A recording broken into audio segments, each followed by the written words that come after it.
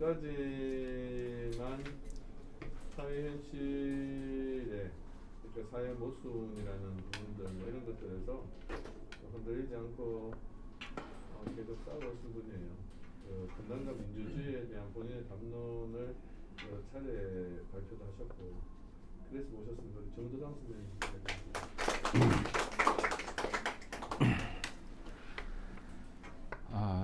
이제 분단과 민주주의에서 제일 중요한 게 1980년 5월 17일 광주 도청학 광장에서 5.18이 나기 전날 전남대 총학생회장 박관현 씨가 연설을 할 때 우리나라 민주주의의 완성은 통일에 있다. 그래서 광주에서 평양으로라는 구호를 냅니다. 구호를 내는데 이미 70년대부터 우리나라 민주주의의 가장 큰 장애 요소로서는 분단으로 이렇게 이해를 해왔고 그래서 70년대 80년대 운동의 핵심 중에 하나가 통일이라는 말로 표현되지만 사실은 탈분단이겠다. 그때는 통일이란 말을 썼지만 지금은 탈분단이란 말을 써야 될 때가 와 있는 거죠. 그래서 분단 체제는 저는 근본적으로 그 반생명의 폭력 체제다라는 말씀을 드리고 싶습니다. 지금 바깥에 2개의 집회가 열리고 있는데요. 사실은 우리나라는 정치 과잉의 시대에 놓여 있습니다. 그래서 온갖 것에 너무나 많은 정치 과잉이 녹아들어 있고 그 아까 말씀하신 뭐 페미니즘은 물론이러니와 우리가 쓰는 언어 하나하나까지 매우 정치적이고 군사적인 용어가 대다수를 차지하고 있다라는 점을 말씀을 드리고 싶어요. 정치 과잉이라고 하는 것은 언제나 생명 그 자체에 해를 끼치고 있다. 정치적 언어가 되는 순간 어느 한쪽의 생명을 몰살시키려는 의도가 상당히 많이 투영돼서 사용되고 있다는 말씀을 드리고 싶어요. 정치의 과도한 권력 행사나 과도한 선동이 사실은 정치 과잉의 핵심인데요.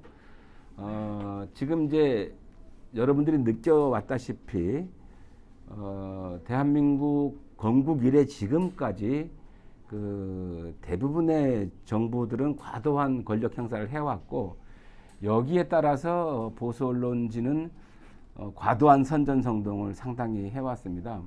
예를 들어서 어떤 식으로 하게 되냐면 제가 오늘 김일용 씨를 만났고 옆에 김학영 씨를 만났어요. 이제 팩트는 이겁니다. 정도상이 김일용한테 사랑한다라고 말했어요. 근데 그 옆에 김학영 씨가 있었어. 근데 조선일보 어떻게 나오냐면은 따옴표 따고 정도상이 김학영을 사랑한다. 이렇게 기사를 내는 거예요. 제목은 그래. 내용을 읽어보면 그건 아니야. 근데 제목을 써주면 사람들이 대부분 저 새끼 되게 나쁜 놈이네. 늙으니까 무슨 젊은이를 사랑한다고 말을 해. 라고 하는 선전선동으로 빨려 들어가게 되는 결과를 빚습니다. 그래서 그 우리 언론의 특징이 미디어 오늘 계시니까 잘 아시겠지만 편집의 묘미에 있습니다. 사실 자체는 존재해요. 나는 김일용을 사랑한다고 말을 한 적이 분명하게 있어. 근데 그 옆에 김학영이 있었을 뿐이야. 그런데 편집은 정도상이 김학영을 사랑한다고 돼서 나오는 거죠. 이런 식으로 끝없이 그 객관적 사물을 왜곡시켜버리기 때문에 생기는 일이 상당히 많습니다. 예를 들어서 우리가 1 더하기 1은 2다. 산수적으로 봐서 이게 참된 명제라고 합시다. 예를 들어서 물방울 하나 더하기 물방울 하나는 하나다 이렇게 식으로 하지 말고 그냥 숫자적으로 1 더하기 1은 2다 라고 말을 하게 되면 이 말을 누가 했느냐에 따라서 대단히 중요하게 달라집니다. 의미 자체가. 1 더하기 1은 2다. 노무현이 말할 때 혹은 노회찬이 말할 때 이 사람들이 말을 이렇게 해요. 그러면 반대편 진영에서는 분명히 무슨 꼼수가 있을 거야. 혹은 또 1 더하기 1은 2다 라고 김일성이 말을 해요. 그러면 저건 말도 안 된다고 생각하는 거야. 그냥 그 명제 자체가 성립이 안 된다고 생각을 해요. 이 명제 자체가. 이런 식으로 끝없이 1 더하기 1은 2라고 하는 객관적 명제 앞에 우리는 모두 이분법적으로 주관적으로 판단을 하는 거예요. 이걸 보고 분단의 내면화 현상이라 그래요. 분단의 내면화 현상. 우리 안에 그냥 분단이 내면 속에 철저하게 자리 잡고 있다는 거죠. 그래서 45년 8월 이후로 한반도는 정치 과잉의 상태에 놓여 있고, 그래서 한반도 중에서 남쪽 대한민국은 미디어에 의한 정치 과잉이 나날이 재생산되고 있죠. 여러분들 정말 끔찍할 정도로 재생산되고 있을 거예요. 정당한 의견마저, 이거 아까 말한 1+1은 2다라고 하는 그런 생각마저 정치적으로 왜곡하는 힘이 국가와 시장과 시민사회를 지배하고 있죠.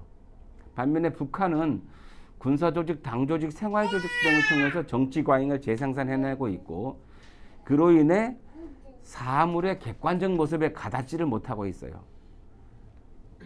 그래서 그 덕분에 뭐가 생겨요? 가장 중요한 게 타자성을 배제하는 주체가 난무하게 되는 거예요. 대한민국에는 그러면은 타자성을 배제하는 일이 없느냐? 아까 우리가 말한 동성애 반대, 성소수자 반대, 동성혼 반대, 키어 축제 반대, 이 모든 게 타자성을 철저하게 배척하는 용어입니다. 그러니까 북한에만 타자성을 배제한 주체의 강조가 있는 게 아니라 우리 남한에도 끊임없이 진영 논리에 따라서 타자성을 배척하는 이런 결과가 있습니다. 2019년에 광주에서 5월 달에 키어 축제를 도청광장에서 하려고 했어요. 그때 광주 시민사회, 특히 5.18 관련 단체들이 일어나서 반대를 했어요. 그래서 제가 거기 사무국장한테 매우 심각하게 문제 제기를 했어요. 너네들 5월을 왜 했니? 광주 항쟁을. 이 광장에서 키어 축제를 하기 위해서 한 거다. 너네는 왜 그런 생각을 안 하고 있냐? 여기는 신성시되고 보존되어야 되고 5월 정신을 계승해야 되고, 그래서 타자를 배제하는 형태의 민주주의란 있을 수가 없다. 이 광장에서 구구파도 집회를 하고 국자파도 집회를 하고 키어 축제도 하고 이걸 다 허용해야 비로소 5월 정신에 가닿는 거다라고 하는 얘기를 한 적이 있어요. 물론 그 어머니들하고 신나게 말싸움만 하다가, 어머니들 세잖아요. 그래서 못 이겼지만 아무튼 그런 게 있더라고요. 다음 페이지 넘어주세요. 이게 분단체제는 타자성을 배제하고 타자를 폭력으로 대상으로 삼는 것. 이게 가장 큰 핵심이기 때문에 반생명의 사회다, 폭력체제다란 말을 할 수가 있겠어요. 시민사회는 국가와 시장 사이에 위치한 사회 문화적 영역이다. 이게 이제 이탈리아 그 안토니아 그람시라는 사람이 쓴 그 책에 나오는 한 문장인데요. 시민사회라고 하는 것은 경제 영역, 저것은 시장이죠. 그 다음에 국가 영역, 저것은 국가고, 그 시민사회는 경제 영역과 국가 영역으로 돌아갈 수 없는 나름대로의 자율성을 가진 사회 문화적 영역이다 라는 거예요. 그래서 예를 들어서 참여연대나 뭐 이런 데 보면은 국가가 시장을 과도하게 통제하고 시장의 역할을 축소하면 시민사회는 국가의 권력을 축소시키고 시장과 국가가 균형을 유지할 수 있도록 촉구하고 이걸 위해서 싸우는 거죠. 또 만일 국가의 권력이 시장을 넘어서 개인의 실존에까지 폭력적으로 훼손하는 상태가 되면 시민사회는 어떻게 해요? 저항권을 행사하겠죠. 또 시장이 국가의 균형을 유지하지 못하고 권력을 많이 가지고 양극화를 초래하게 되면 시민사회는 뭐예요? 그러니까 시장이 국가와의 균형을 유지하지 못하고 권력을 많이 가진 상태가 신자유주의 상태예요. 우리가 무역에 있어서 자유주의를 그동안에 표방해 왔다가 각각의 나라들이 관세법 등등으로 보호주의를 취하다가 미국이 마침내 FTA라는 걸 내세우면서 신자유주의로 넘어가서 자본이 국가와 민족의 경계를 넘어 자유롭게 이동하면서 예를 들어서 론스타가 한국에 왔다가 M&A 같은 걸로 기업 사냥을 하고 돌아갈 때 노동권의 저항이 없게 할 수 있도록 해주는 것. 이게 신자유주의의 핵심이에요. 이 핵심에 대해서 시민사회는 뭘 해야 되겠어요? 당연히 노동권을 지키려고 싸워주는 게 시민사회의 할 일이겠죠. 그러니까 시민사회는 이 국가와 시장 사이에서 사회 문화적 영역으로 존재하면서 균형을 유지할 수 있도록 노력하는 것이어야 되는데 한국의 시민사회는 이것마저도 진영으로 나뉘어져 있어요. 이것마저도.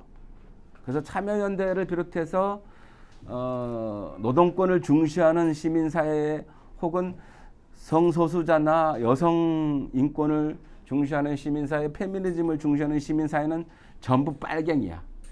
이 한마디로 딱 정리가 돼요. 빨갱이다. 그럼 끝나는 거야.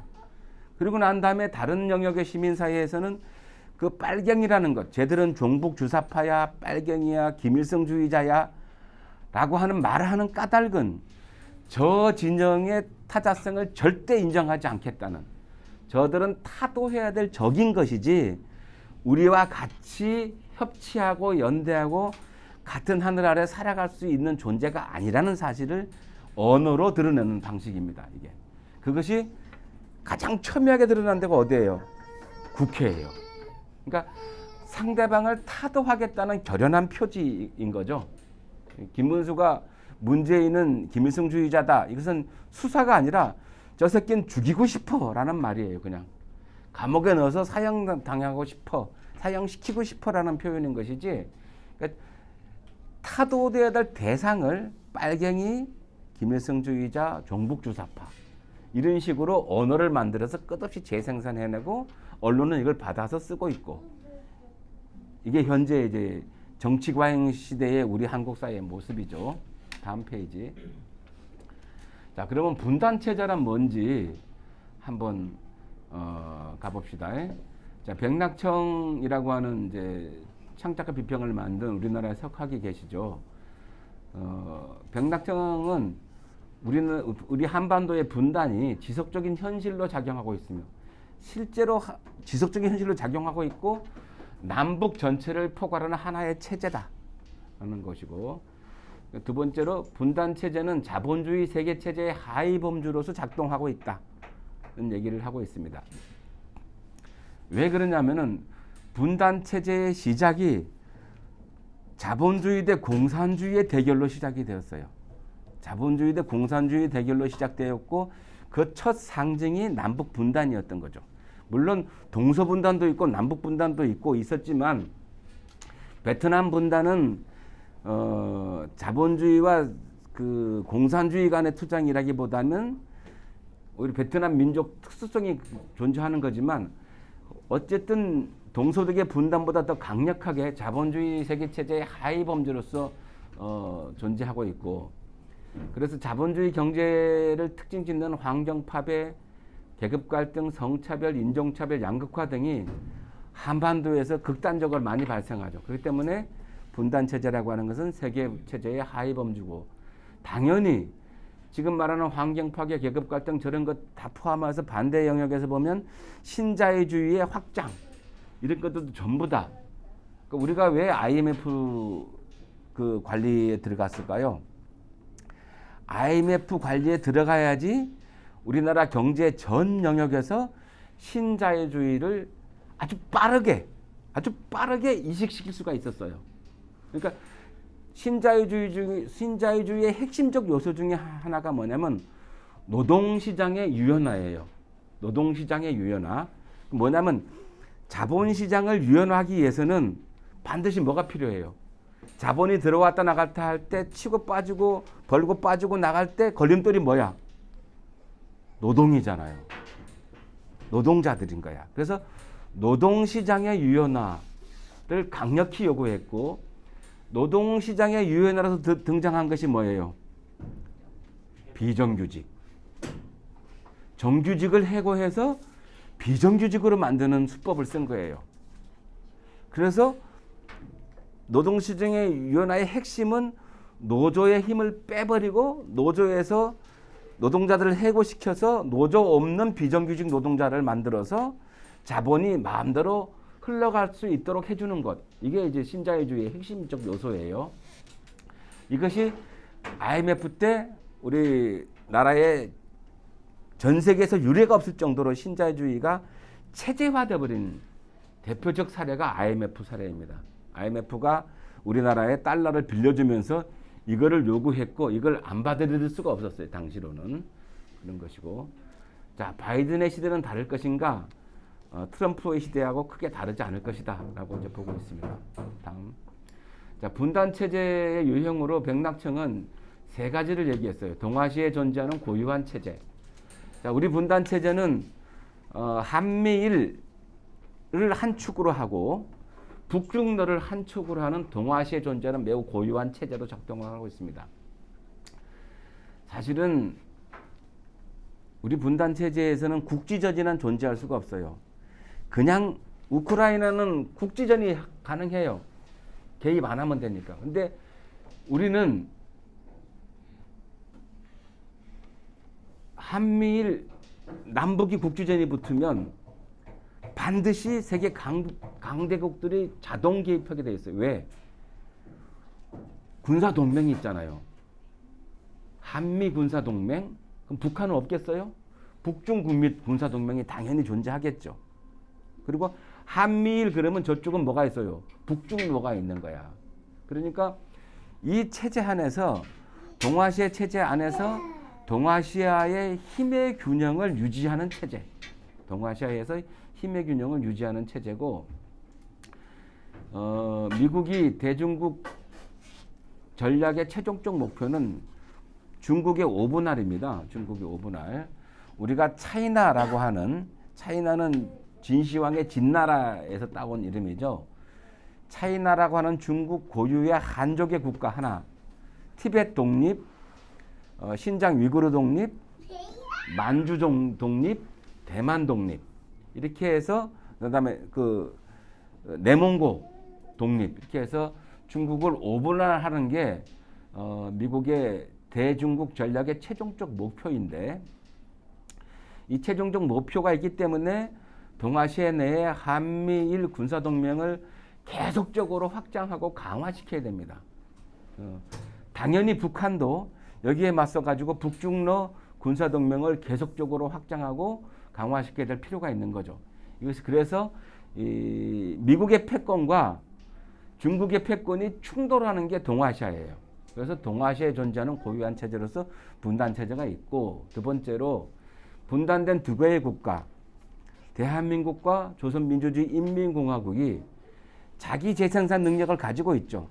물론 1988년 이전까지는 우리가 86년도 아시안 게임이 있었어요. 88년도 그 올림픽이 있었고, 그래서 89년도에 평양에서 뭐 하냐면 세계 청년 학생 축전을 해요. 그래서 88년도까지는 북한의 경제가 대한민국 못지 않았어요. 실제로. 그런데 자, 우리 대한민국이 어느 날 갑자기 주변국, 중국, 일본, 미국과 교역이 끊어졌다고 생각해 보세요. 그럼 우리 어떻게 되겠어요? 망하겠죠. 근데 북한은 89년도에 느닷없이 소련이 붕괴되면서 그때까지 교역을 하던 모든 국가가 사라져 버렸어요. 그때까지 교역을 유지해 오던 동유럽 전체가 통째로 날아갔죠. 러시아가 다 날아갔죠. 하니까 그러니까 우리 대한민국이 그동안에 교육하던 모든 나라를 잃는 것과 같은 상상을 해보시면 왜 북한이 갑자기 가난해졌는지 에 대한 이해가 되실 거예요. 그래서 자, 북한은 북한대로, 우리 남한은 남한대로 각각의 역사와 현실을 만들어가고 있는 체제다라고 하는 두 번째고, 세 번째는 반민주적이고 비자주적인 체제다. 그러니까 북한이나 우리나 진짜 민주주의가 작동하지가 않는 거야. 그동안에는 정치적 상대방에 대해서 끊임없는 투옥과 고문과 살인을 통해서 정권들을 유지해 왔어요. 이게 전두환 노태우까지 이어져 왔죠. 두 번째로 특히 대한민국은 비자주적인 체제 아래 놓여 있어요. 지금 우리 윤석열 대통령이 북한이 뭐 어쩐다고 해가지고 선제 공격하겠다? 법적으로 선제 공격이 가능한가요? 왜? 우리는 전시작전권이 없어요. 그러니까 작전권이 없는 나라에서 선제 공격을 할 수 있는 건 없거든. 자, 이런 비자적인 체제에 놓여 있고, 제가 두 가지를 더 붙였는데 분단에 기생하여 권력의 재생산을 추구하는 정권의 체제다. 지금 여기 그 바로 시청 앞에서 집회하는 사람들은 멸공의 깃발 아래 이 노래를 계속 틀고 있어요. 군가를. 그러니까 시청 앞 집회 사람들은 태극기를 흔들면서 군가를 틀고 있고 광화문 쪽으로 가면 그 운동권 노래를 틀고 있어요. 이게 분단이라고 하는 걸 이용해서 권력의 재생산을 끊임없이 추구하는 거야. 민주당은 평화 체제로의 이행을 얘기하면서 역시 평화 체제의 이용은 뭐예요?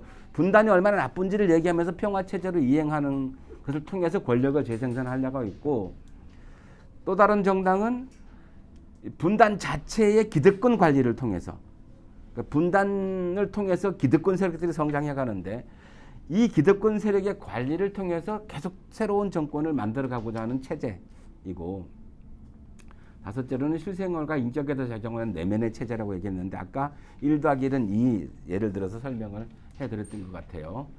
다음 가봅시다. 반생명의 체제. 한국전쟁은 사망자의 표에서 보시다시피 전선의 전쟁도 있었지만 사실은 마을의 전쟁입니다. 마을의 전쟁, 마을 내부의 전쟁. 마을 내부에서 엄청난 사람들이 죽는데, 자, 4.3 사건에 1.4만 정도가 죽었죠. 보도연맹 사건은 지금으로 보면 20만, 우리가 학술적으로 확인된 게 20만인데 지금 최근에 각 동네마다 새롭게 발굴되고 있죠. 보도연맹이 뭐냐면 좌파 활동을 하다가 검거돼요. 검거되면 내가 전향하겠습니다라고 얘기를 해요. 전향하겠습니다 얘기를 하면 전향한 사람들을 어디다 가입시키냐면 보도연맹에 가입을 시켜줘요. 그래가지고 전향자로서의 역할을 하게 만들어요.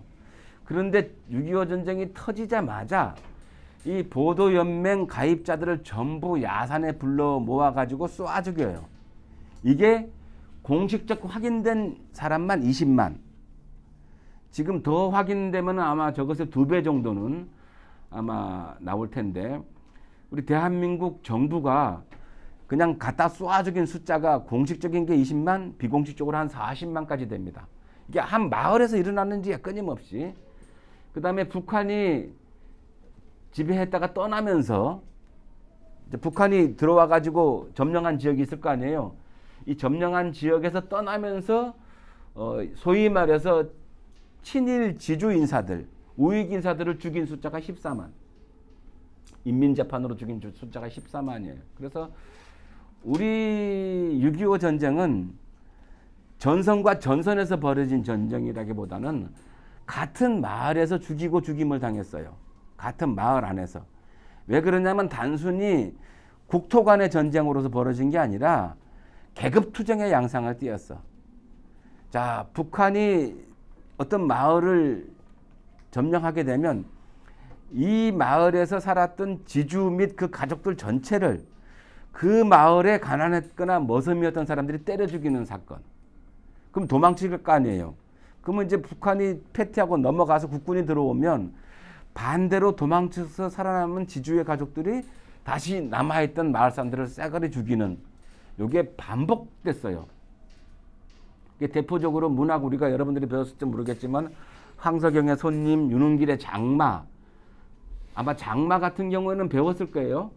그 학교 수업 시간에 그 한 집안에서 처가와 친가 사이가 국군과 인민군으로 나뉘어 가지고 생긴 일이잖아요. 한 마을의 한 집안 안에서 이런 식으로 나오고, 소라당 가는 길, 뭐 무자년의 가을 사흘, 조정래의 태백산맥, 문순태의 철쭉제, 고운의 만인보 등등이 전부 다 한국 전쟁이 마을에서 어떻게 가혹하게 벌어졌는지. 전선의 전쟁은 그런 게 아니라 마을에서 벌어진 전쟁. 그래서 우리 사회가 이분법적 증오가 더 강화되는 그런 걸 하게 됩니다. 다음 페이지요. 자, 분단 체제는 사실은 죽임의 체제입니다. 뭐 김신주와 실미도 당연히 잘 알겠죠.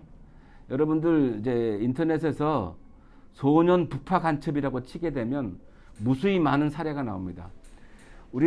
우리나라에서 15세 이하의 소년들을 납치해서 북파 간첩으로 만들어서 북한에 보냈다가 돌아오게 하는 이 사람들이 실제로 존재해요.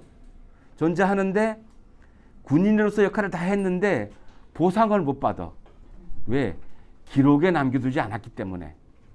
그 북파 간첩들 있죠. 그 다음에 북에서 남으로 무장공비들 끝없이 보내죠. 이런 것들이 쭉 존재하고 맨 마지막에 각종 고문과 연좌제, 국가보안법 등등이 죽임의 체제 하에서 끝없이 작동되고 있는 거다. 이런 말씀을 드리고 싶고요. 다음 페이지요. 국장님 다음 페이지. 자, 탈분단의 평화체제, 생명공동체 체제로 나가야 된다. 국가주의에서 유목주의로, 영토에서 대지로 국가의 민주화, 시민사회 성숙과 참여라는 말을 써놨는데, 자, 유목주의 말씀을 하고 싶은 것은 쉽게 말하면 라이언 일병 구하기라는 영화가 있죠. 이게 국가주의 영화의 대표적입니다. 라이언 일병이 적지에 고립돼 있어. 그래서 일개 중대를 희생시키면서 라이언 일병을 구해오라고 하는 게 라이언 일병 구하기 영화의 내용이죠. 근데 유목주의 영화 중에 최고로 좋은 영화는 우리나라의 JSA. 그러니까 분단의 경계를 넘어서 왔다 갔다 하죠. 최근에 흥행에 성공한 두 편의 영화가 있어요. 저예산으로 들어간 영화 중에 645가 있어. 645도 자, 현실에서는 휴전선 넘어서 군사분계선 넘어서 군인들이 왔다 갔다 할 수 있나요? 없어. 근데 문화적으로 철학적으로 가능해요. 그걸 유목주의라 그래. 645 같은 영화도 유목주의고, 공조2 이것도 있을 수가 없는 일이야. 그러나 문화예술에서는 창작자들이 그것을 해버려. 왜? 유목주의라고 하는 것은 국가와 민족의 경계를 넘어 자유롭게 생각과 사상이 넘나드는 것. 그걸 유목주의 철학이라고 해요. 그래서 유목주의 철학만 가지고도 한 10년 공부를 해야 되는데, 어쨌든 645나 공조2, JSA, 웰컴 투 동막골, 우리가 알고 있는 그 예전에 알았던 천만 관객들의 대부분이 남북 관계에서 방공을 안 내세운 영화들이야. 예. 그래서 이런 것들로 가야 되는 철학, 그러니까 새로운 철학, 생명공동체 체제로 가려면은 국가주의 철학에서 유목주의 철학으로 가야 되고, 나머지는 저 유목주의 안에 영토에서 대지로 할지 국가의 민주화 이런 건 전부 다 유목주의 안에 포함될 수가 있는데, 나중에 기회가 되면 뭐 유목주의에 대해서, 탈분단의 유목주의에 대해서 뭐 얘기할 수 있는 기회가 되면 한번 좀 얘기를 해봤으면 좋겠습니다. 이상입니다. 우리 정우상 선배님이 여러 차례 우리 꼬마가 그만하라고 지적을 그렇게 했는데도 눈치를 못 채요. 아, 눈치 챘는데요. 분단의 폭력이야. 네, 안경을 썼어. 시간이 사실 맞아요. 예상했던 시간보다 30분 늦춰지고 있어요. 그래서 혹시나 저녁에 광화문 광장에서 자던이던 집회에 참석하실 분들은 중간에 빠져나가셔도 뭐 괜찮으시고, 조원문 박사님도 지금 일정이 바쁘셔가지고 저한테 눈치를 계속 줬는데 제가 눈치를 계속 먼저 해가지고 먼저 하라고 할 거 그랬어. 우리 조한번